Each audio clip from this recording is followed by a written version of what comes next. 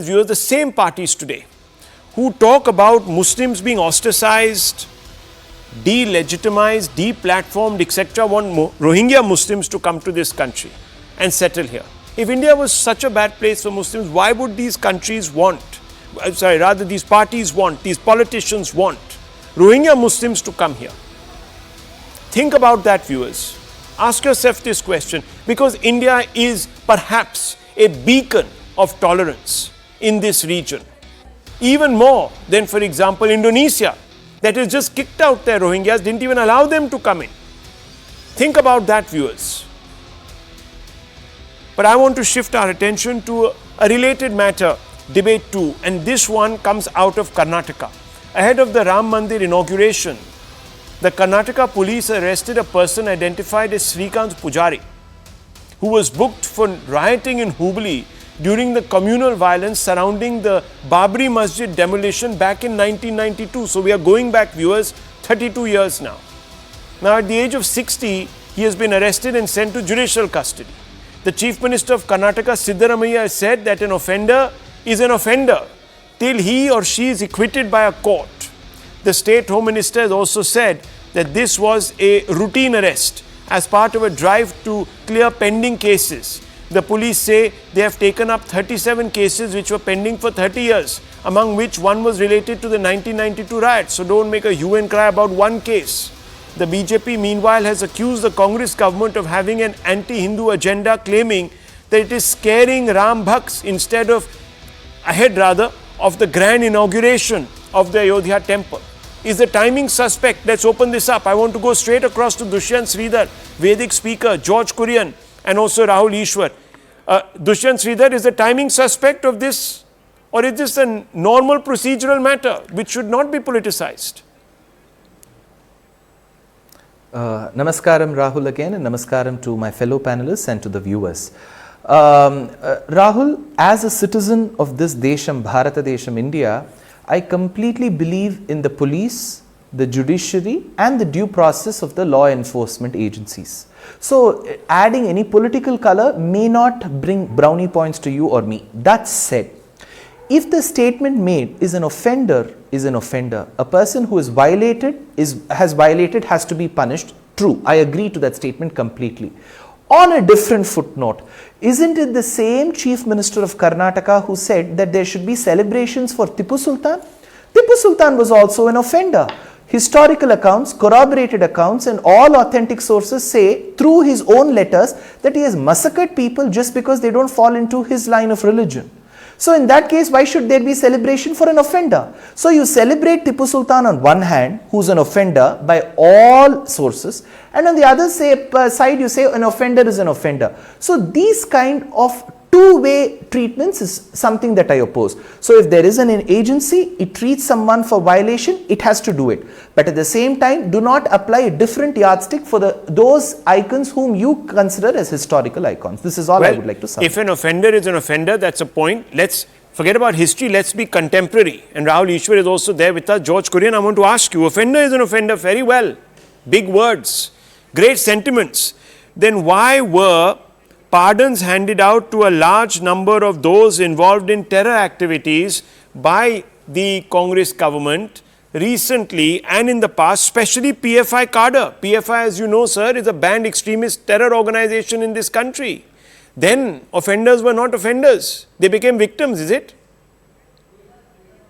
Well, Rahul, a very good evening to your audience. Let me say that, the Congress-led government by Chief Minister Siddaramaiah is committed as far as these old cases are concerned, and it could be just a coincidence that it's matching with the consecration ceremony of the Ram temple at Ayodhya. Having said that, the Congress government has taken cognizance and expedited the matter, because these are old cases which needs to be get to some conclusion. In that context, the arrest has been done. The accused has been in judicial custody. He was absconding for all these years. So there is no hatred or there is no kind of politics that the Congress party is trying to, instigate out here, and there is no witch hunt either. So let me make it very clear that the Congress government is very committed. the Chief Minister has categorically said that, we want to close all the old cases which were pending for all these years. As you know, that Bharatiya Janata Party was in power for most of these years. But you haven't answered my question, which was on double standards. The Commissioner of Police of Hubballi has also come on record to say. Okay, let Rahul Ishwar. That's one submission. Yeah. Look at the language. With due respect to Siddaramaiah ji, who is a senior leader, and the Congress party there, they are already proclaiming him as an offender. He is only an accused. Rather than using the word accused, they are saying it is. No, you used it right, Georgie, but the usual Congress line is offender is an offender, and this is just to provoke Hindus. This is just to score brownie points or brownie secular points. This is absolutely offensive. 30 years, lot of water has flown down the Ganges, and this person might be a father or a grandfather right now. He was in the early 20s at that point of time. So this is purposefully provocative. Not that the case needs any closure, but he needs to show that I have did something. Just like Mulayam Singh Yadav ji did some atrocious thing at that point of the day to show that I am championing the so-called secular case. Siddaramaiah ji want to show that he is doing something. So he's arresting a random person, maybe told the Home Department to brush up some case 30 years back and arresting this. How wrong it is, how provocative it is, and how injustice is a state government doing. This is very unfortunate. The timing is perfect and the occasion is a great occasion. Please don't provoke. That would be my humble request to him. No, my basic point is fine. Go with due process. I'm just coming out to Dushyanth Sridhar. George Kurian, go with due process. Fair enough. Offender is an offender. Very high, as I said. High, very, very vaunted words. VAUNTED sentiments. But let me ask you, and I'm taking you back to June 2015, just before the elections in Karnataka, when Mr. Siddaramaiah was also in the race, if you remember. The state cabinet on Monday, and I'm reading a report, gave the nod to withdraw 40 criminal cases against activists of Popular Front of India and Karnataka Forum for Dignity for inciting communal violence in Mysuru in 2009. What happened then? Those offenders were not offenders. You withdrew those cases, you reinstate this one after 30 years, 32, 33 years. Well, Rahul, these are two different things. No, they're not different things. The sentiment is the same. An offender is an offender. Answer me. Well, whatever cognizance has been taken at that point in time, I'm sure that the law has been taken into cognizance. So, having said that, but the law was taken into cognizance also after the incitement of communal violence in Mysuru. You see, viewers, the charges against this gentleman on the left of your screens, who is today being prosecuted, is for rioting a day before the demolition of the Babri Masjid. Those are the facts. Now, whether he was accused or not, time will tell. The process has been resurrected after many, many years. In fact, in 2006, this case had sort of dwindled. And now, do the math, 2006 to 2024, almost 20 years later, 18 years later, it's back.